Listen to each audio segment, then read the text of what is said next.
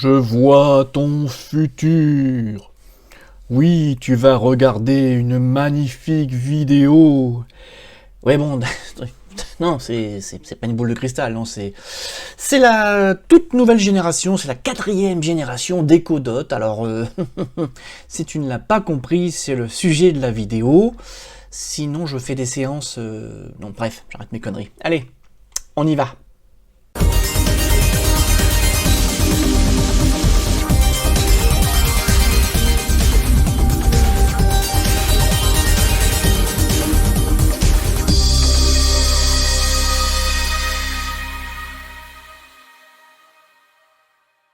Bonjour à toutes et à tous, bienvenue dans un nouveau numéro de votre chaîne SOS PC.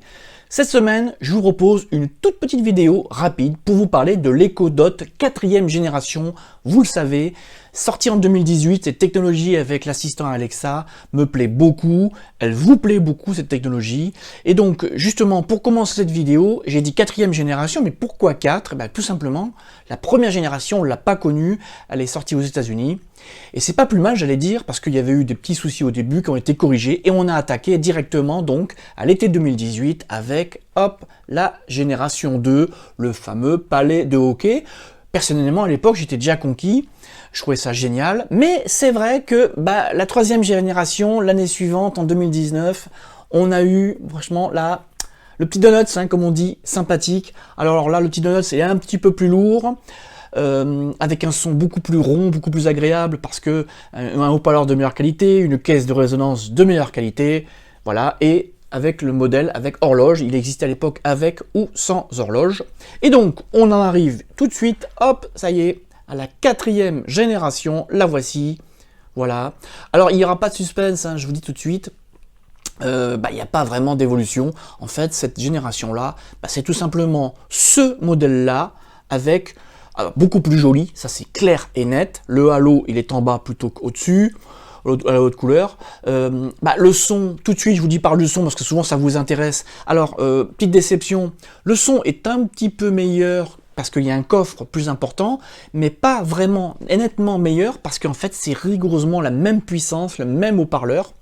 Alors, je dis tout de suite, si vous achetez celle-là et que vous avez celle-ci, donc, vous aurez l'impression au début qu'il y a un peu moins de graves, parce que justement, les graves vont être agréables, ils vont bien s'exprimer, alors que là, sous un petit coffre, ils ont tendance parfois à saturer. Alors, son vraiment super agréable par rapport vraiment à la 2e génération, certes. Maintenant, encore une fois, si vous êtes mélomane, achetez plutôt les Echo avec vraiment les gros coffres, si vous écoutez vraiment beaucoup de musique.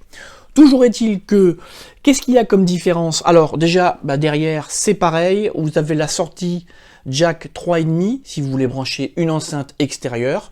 Pourquoi pas? Sauf que moi j'estime que si on achète ce produit, c'est justement pour se servir du haut-parleur intégré. Après, chacun y voit son utilisation.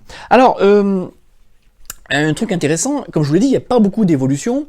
Et vous voyez, donc là, il y a l'horloge sur l'Echo Dot 3e génération. Et coïncidence, elle a disparu du catalogue. Alors, vous trouvez toujours ce modèle, mais sans l'horloge. Voilà. Je pense qu'ils l'ont viré du catalogue. Sinon, ça aurait fait une concurrence, parce qu'elle aurait coûté 10 € de moins, on va dire. Ça aurait fait peut-être une concurrence importante pour ce nouveau modèle.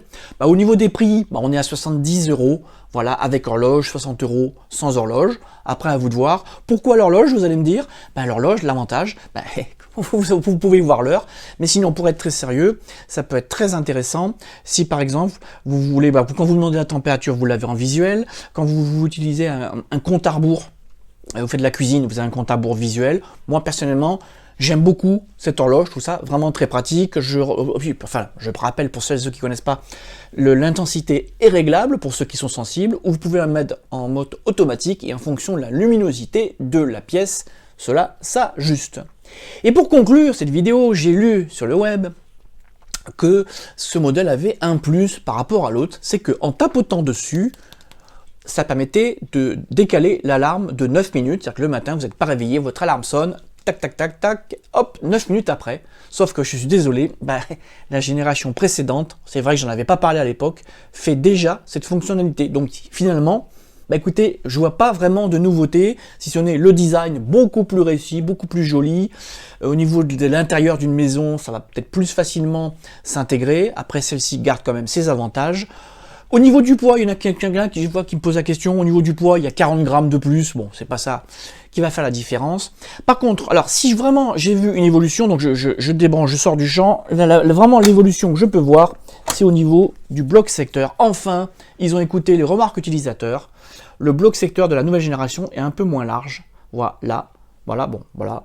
Et donc, vu qu'il est un peu moins large, on peut vraiment le brancher n'importe où, sur n'importe quelle multiprise, alors que ça, c'est vraiment trop large, ça empiète. Ça, c'est un truc qui m'a souvent agacé. Voilà. Donc, en résumé, et pour terminer, si vous avez l'ancienne génération, personnellement, je la trouve très bien. Sinon, pour un petit budget, si vous voulez démarrer et connaître un petit peu l'univers Alexa, franchement, une petite beauté, Alexa en 2 couleurs, vraiment sympathique. Voilà, vous avez vu aujourd'hui, vidéo express, je vous ai dit l'essentiel. Pour terminer, je vais peut-être vous annoncer l'une des prochaines vidéos pour ceux que ça intéresse.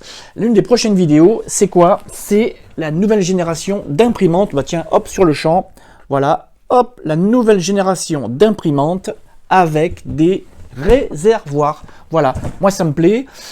Pour celles et ceux qui suivent sospc.m, j'ai déjà testé une d'entrée de gamme il y a quelques semaines. Là, c'est le modèle milieu de gamme semi-pro que je teste. On va en parler, je pense, dans l'une des prochaines vidéos. Je regarde ce qu'elle a dans le ventre et je reviens vers vous. Allez, écoutez, sur ce, je vous remercie de m'avoir suivi jusque-là. Je vous propose, comme d'habitude, de vous abonner si ce n'est pas déjà fait. Et je vous invite, comme d'habitude, à partager cette vidéo. Voilà. Sur ce, je vous dis à très bientôt.